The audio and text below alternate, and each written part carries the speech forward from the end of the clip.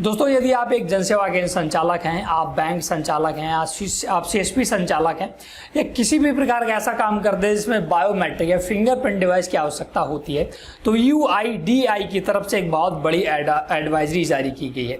हालांकि हो सकता है ये खबर आपको पहले भी मिल गई हो कि जितने भी L0 फिंगरप्रिंट डिवाइस हैं वो सभी ब्लॉक किए जा रहे हैं।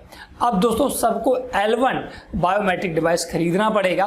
तो सबसे बड़ा ये क्वेश्चन बनता है कि हम ये कैसे पहचानें जो हमारी डिवाइस है वो L01 की है या L1 डिवाइस है, और साथ साथ कहाँ से हम L0 या L1 डिवाइस खरीदें और इन दोनों में क्या डिफरेंस है। ये बहुत बड़ा क्वेश्चन बनता है क्योंकि बहुत जितने भी पुराने CSC संचालक हैं या CSP संचालक हैं उन सभी के पास पुरानी वाली डिवाइस है, मतलब कि L0 डिवाइस है। आप चाहे मंत्रा की डिवाइस यूज करते हो, चाहे मार्फो की डिवाइस यूज करे हो या स्टार्टेक की यूज करते हो, किसी भी कंपनी की क्यों ना करते हो, जितने भी L0 डिवाइस धारक है या तो उनके डिवाइस बंद कर दिए गए हैं या आने वाले समय में बंद कर दिए जाएंगे। तो इस समस्या से बचने के लिए क्या उपाय हैं, कैसे आप पहचानेंगे L0 L1 डिवाइस क्या है, क्या दोनों में अंतर है, क्यों सरकार बंद कर रही है, सारे रीजन सारे क्वेश्चन पर आज हम चर्चा करने वाले हैं। तो वीडियो आपको पूरा देखना है, इससे आपको सारे डाउट्स क्लियर हो जाए।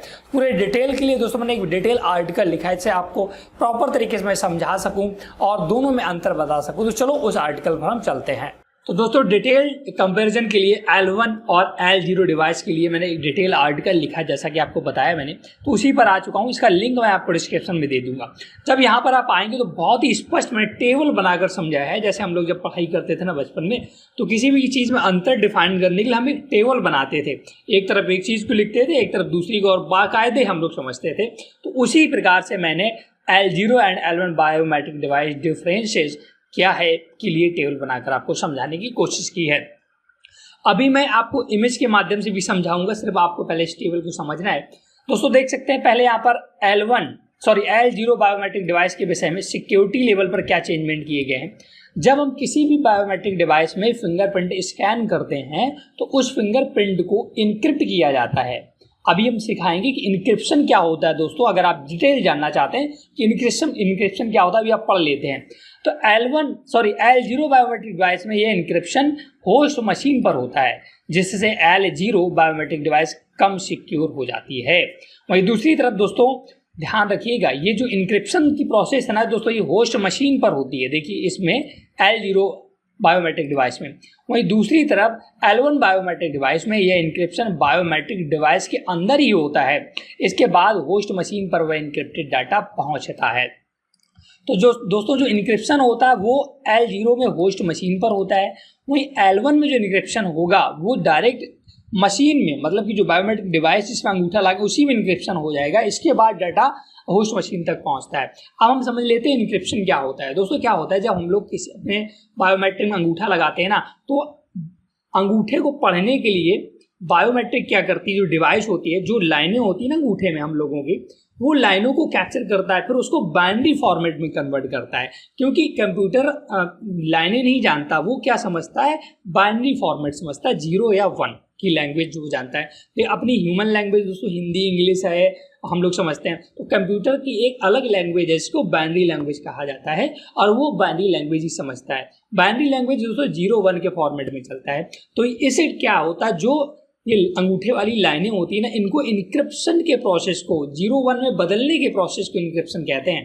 तो जब वो 0-1 की मशीन क्या करती है, इन लाइनों को 0-1 में बदल करके L0 डिवाइस में क्या करता था, ये जो बदलने का प्रोसेस है ना होस्ट मशीन पर हुआ करता था, इसलिए कम सिक्योर होता था। लेकिन वह L1 जो बायोमेट्रिक डिवाइस आ गई है, इसमें जो बदलने का प्रोसेस है, जो इनक्रिप्शन का प्रोसेस है, वो मशीन के अंदर ही हो जा रहा है। इस वजह से इसके बाद जो डाटा है वो फिर होस्ट मशीन में पहुंचेगा। तो ये बहुत ही मेजर डिफरेंस है जो बदलने का कारण है, L0 से L1 में शिफ्ट होने का कारण है।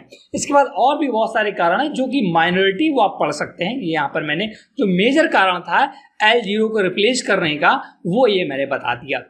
अब इसे पहचानना कैसे है दोस्तों, ये भी बहुत इंपॉर्टेंट है। अगर आप मार्फो की डिवाइस यूज कर रहे हैं ना, तो L1 डिवाइस यहाँ पर बताई गई है, और L0 ये है और L1 ये है।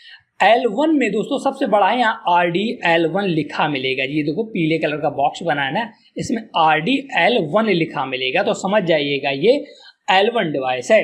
वहीं L0 डिवाइस में यहाँ पर देख सकते हैं किसी भी प्रकार का RDL1 नहीं लिखा हुआ है। यहाँ पर E32M लिखा है, यहाँ पर E3RD लिखा हुआ है। दोनों में डिफरेंस समझिएगा, लेफ्ट हैंड पे आपकी L0 है और राइट हैंड पे L1 डिवाइस है। तो ये तो मार्फो को समझने का प्रोसेस हो गया। वहीं मंत्रा की बात करें तो मंत्रा में भी दोस्तों MFS 100 with Aadhaar RD services और यहाँ पर MFS 110 with Aadhaar RD service, ये दोनों में डिफरेंस है।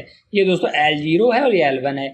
अब अगर इनकी हम वेबसाइट पर जाएं, देखिए मंत्रा की वेबसाइट का भी लिंक मैंने दिया है, इस तरफ मंत्रा की वेबसाइट पर जाएंगे और यहाँ पर भी बहुत बारीकी से बताया गया है। आप प्रोडक्ट वाले में जाइए, वो फिंगरप्रिंट सेंसर पर जब क्लिक करेंगे ना तो यहाँ पर अलग से ही जो L1 डिवाइस है वो देखिए दिखाई देगी। यहाँ पर लिखा भी है जब ये खरीदेंगे L1 फिंगरप्रिंट स्कैनर MFS 110 और वहीं जो L0 थी उसमें केवल MFS 100 लिखा हुआ है। तो ये वाली डिवाइस आपको परचेज करनी है अगर आप मंत्रा की करना चाहते हैं। वहीं अगर मार्फो की करना चाहते हैं तो मार्फो का भी मैंने लिंक दे रखा है। यहाँ पर आप जब जाएंगे ना तो यहाँ पर तो अलग ही बिल्कुल सेपरेट करके लिख दिया है। ये देखिए L0 डिवाइस है, E3 और E3RD L1 डिवाइस है। तो हमें L1 न्यू L1 देखिए यहाँ पर लिखा भी, इसी को परचेज करना है।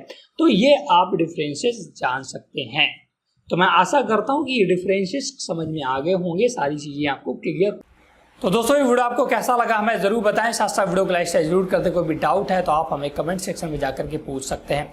मैं आशा करता हूं कि आपको difference between L1 biometric device versus L0 biometric device पता चल गया होगा। साथ साथ आप कहां से इन डिवाइस को परचेज कर सकते हैं और कैसे परचेज कर सकते हैं, सारी डिटेल मैंने बता दी है। दोस्तों मैं फिर से आपको बताना चाहूँगा कि L0 डिवाइस UIDAI की तरफ से सिक्योरिटी के पर्पज़ के लिए, सिक्योरिटी के लिहाज से बंद किए जा रहे हैं क्योंकि वो कम सिक्योर हैं। मैंने जैसा कि बताया कि L0 डिवाइस में जब हम किसी भी व्यक्ति का फिंगर लगवाते हैं जो इनक्रिप्शन होता है, अब इनक्रिप्शन क्या होता है ये भी आपके मन में सवाल होगा। तो मैं आपको बता दूं कि दोस्तों जो हमारे फिंगरप्रिंट डिवाइस में जो लाइनें से बनी होती है ना, ये कंप्यूटर तो नहीं समझता है। कंप्यूटर क्या होता है, इस लाइनों को स्कैन कर लेता है, अपने पास स्टोर करता है, इसके बाद इनको इनक्रिप्ट करता है बाइनरी फॉर्मेट में। बाइनरी फॉर्मेट क्या होता है दोस्तों, जैसे हमारा 1 2 3 4 गिनती है ना, जैसे हम लोग समझ लेते हैं, ऐसे कंप्यूटर को समझने के लिए बाइनरी नंबर की आवश्यकता होती है जो कि 1 0 होता है। तो वो इन अंगूठे की लाइनों को बाइनरी फॉर्मेट में कन्वर्ट करता है और फिर वो अपनी भाषा में समझता है। तो ये जो इनक्रिप्शन की प्रोसेस है ये दोस्तों क्या हुआ करती थी, होस्ट मशीन पे होती थी। होस्ट मशीन जैसे आप किसी कंप्यूटर में लगाएं तो वहाँ पर इनक्रिप्शन हुआ करता था। तो इसमें क्या होता था कि अगर कोई वायरस वगैरह इनक्रिप्शन होगा या तो वो समझ नहीं पाता था मशीन कि कहाँ से इनक्रिप्शन हो रहा है। लेकिन अब जो डिवाइस आ रही है वो डायरेक्ट डिवाइस में ही इनक्रिप्शन होगा, उसका कोड बनाकर वो होस्ट मशीन पर भेजा करेगा। तो ये एक मेजर डिफरेंस है L0 और L1 डिवाइस में। मैं आशा करता हूँ कि आपको बहुत ही डिटेल नॉलेज मिल गई होगी L0 L1 डिवाइस में क्या अंतर होता है, कहाँ से परचेज करना है और कौन बेस्ट है और कौन क्यों UID इस डिवाइस को बंद करने जा रही है। तो प्लीज ऐसे वीडियो पाने के लिए हमारे चैनल हेल्प हिंदी को आप सब्सक्राइब करके रखिएगा, जिससे आपको लेटेस्ट एंड इंफॉर्मेटिव वीडियो लगातार मिलती रहे। Thanks for watching.